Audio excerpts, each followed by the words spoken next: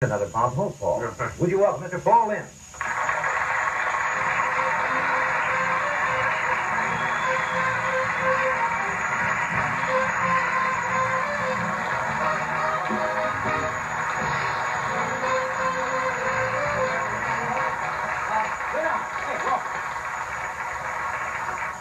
No, you're so hard to shop for. No,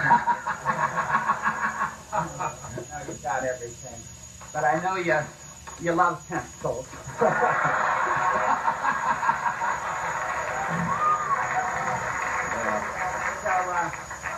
You fiddle with that and stay off my back.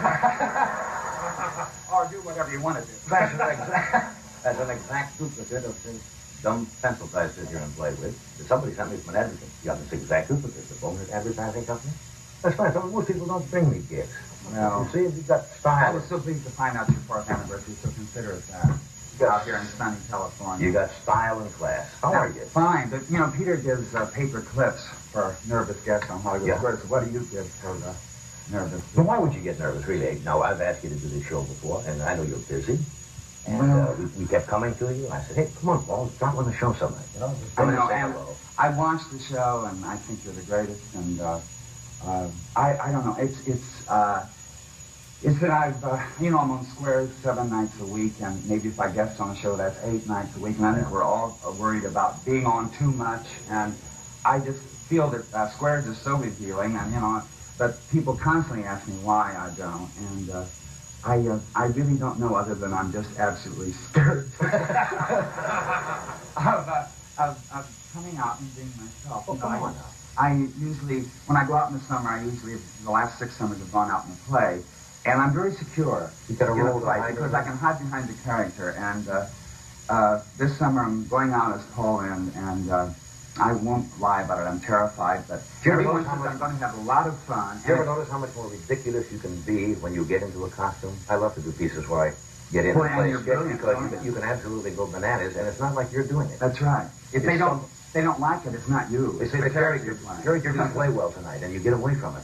And you talk about the character in the third person. Somebody will say, what do you like? I said, yeah, art turn character I love to do. And I remove it from myself, which is, I want to ask you something. How do you get away with the jokes you do on Hollywood Squares? You people come up with some of the wildest answers. We couldn't get away with it this time of night. I don't know. You know, I'm going to do some of the my favorite questions and answers over the years on Squares, and a woman has evidently taped all of the dirtiest ones. I mean, or she has the dirtiest mind. I forget I had any. I didn't know we got away with them. Oh. And we were running them over the other night, and I just, you know, I just couldn't. I said, maybe she's reworded them, she taped them. I don't realize it at the time, but when I'm in the store or like the Safeway or something like that, someone will yell, you know, the question.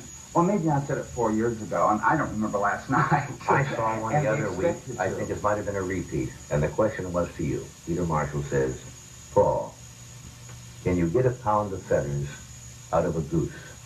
And you said, I got him in there, didn't I? I'm glad you remember. And I fell right off of the couch. I'm glad you remembered. Crazy show. How many of those have you done? I'm going into my 10th year. I've been on it. I've been on it 9 years as a regular. The first year I was very insecure about doing it because I don't know. Yeah, I'm really a script man, and I like to know what I'm doing. And so the first year I would not become a regular. And it's just like, you know, when people interview me, like on the summer tours and so forth, I use your example a lot. You weren't that hot the first year.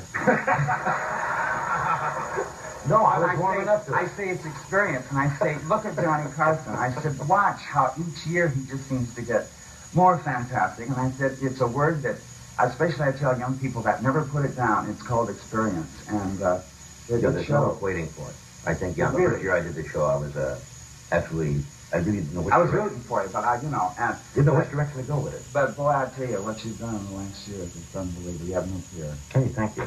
You know, that's not too bad. Thank you. Now, when I introduced you tonight, Doc went right into impression. Rich Little does you, or, you know, Rich makes his living imitating other people. You know who does the best? Who? Rich Little's brother. Rich Little's brother? He did it one night on The Tonight Show. Rich was on the show and brought him out of the audience. And I really think it's the best I've ever seen. And it's the only imitation he does. Rich Little's brother. Amazing. How do you develop that particular style? You have a style of delivery, you got a style of taste, which we all I don't pick know. up I don't just know. over the People years. ask me that over the years, and I think I think timing is what you're born with. I think that is your talent. I think it makes you distinctive. No one's like you, and that's God-given to you. And I prefer not to know what it is. People say, do you believe in analysis and things like that? I do for many people, but I don't for performers. I think it should be a mystery. It's like trying to I don't think analyze. you know yourself that well. It's like trying to analyze comedy. There's nothing duller than to sit around with people and say, let's discuss why people laugh. They laugh because they happen to dig your timing, and it coincides with theirs or something. Because you can't be universal. There are people that that can't like everybody. There are very few people working in the business. But I will tell you the funniest thing that ever happened to me in regard to a fan, in regard to what we're just talking about. We went with Hollywood Squares up to British Columbia, and we were out having fun during a meeting in a local discotheque, and I was with Karen Valentine and I forget who else, but we were having a ball. And this man came over, and he really had one too many, and we had two, but we still weren't like him. He came over and he said, are you Pail Lynde? And I said, yes. And he said, listen, promise me you won't move. I'll be right back. And he went on, and I said, I'll stay. I won't move. He said, because my wife, I've got to bring her over. She just hates you. I've never had anything like that. It's funny how they can give it to you and then take it back, and the same thing, just when you think you're sailing. It's like people come up to you, you ever get this compliment? I brought the show last night. And you sit there and you wait for some kind of accolade, or it was sensational, or it stunk. So you never know what you're reading. I saw you on the show the other night. You go. They walk away. It's like people looking back in the dressing room. You want liars. You don't want frank, honest people. You want people They don't want to say, when they start out with, I think I know you well enough, and I just say, get out! Yes. I'm a friend of yours, aren't I? You say, go away. Go away. I gotta take a break. We're coming right back. There we go.